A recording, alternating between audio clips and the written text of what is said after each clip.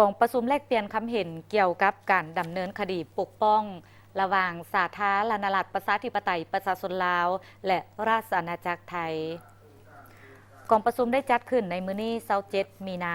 2025ที่นครหลวงเวียงจันทน์โดยการเป็นประธานร่วมของท่านคำเพชรสมบรจิตห้องหัวหน้าองค์การอัยการประชาชนสูงสุดแห่งสาธารณรัฐประชาธิปไตยประชาชนลาวและท่านนางมรกตศรีสวัสดิ์เอกอัครราชทูตแห่งราชอาณาจักรไทยประจำสาธารณรัฐประชาธิปไตยประชาชนลาวมีบรรดาผู้ต่างหน้าจากกระทรวงองค์การจะตั้งที่เกี่ยวข้องทั้งสองฝ่ายเข้าร่วม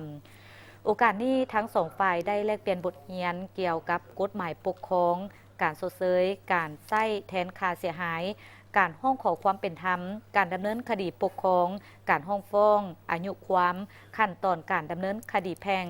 คดีอาญาและสายพัวพันระหว่างคดีปกครองขององค์การอัยการเพื่อเป็นพื้นฐานและเป็นข้อมูลในการค้นคว้าปรับปรุงกฎหมายปกครองการดำเนินคดีปกครองอยู่สาธารณรัฐประชาธิปไตยประชาชนลาวในต่อหน้าอย่างมีประสิทธิผล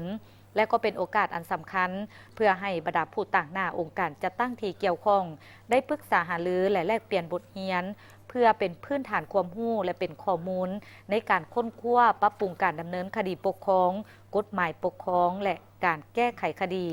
ปกครองโดยเฉพาะการเขียนปื้มคู่มือการเขียนคำแถลงคดีปกครองในต่อหน้าอย่างได้รับผลดีเพื่อยกสูงคุณภาพการดำเนินคดีตามขบวนการยุติธรรม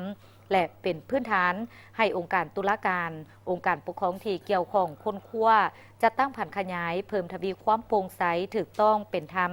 เป็นบัตรเก้าที่สำคัญให้แก่การสร้างรัฐที่ปกครองด้วยกฎหมายอยู่สาธารณรัฐประชาธิปไตยประชาชนลาวในต่อหน้าและยาวนานโดยกองประชุมดังกล่าวดำเนินเป็นเวลา2 วัน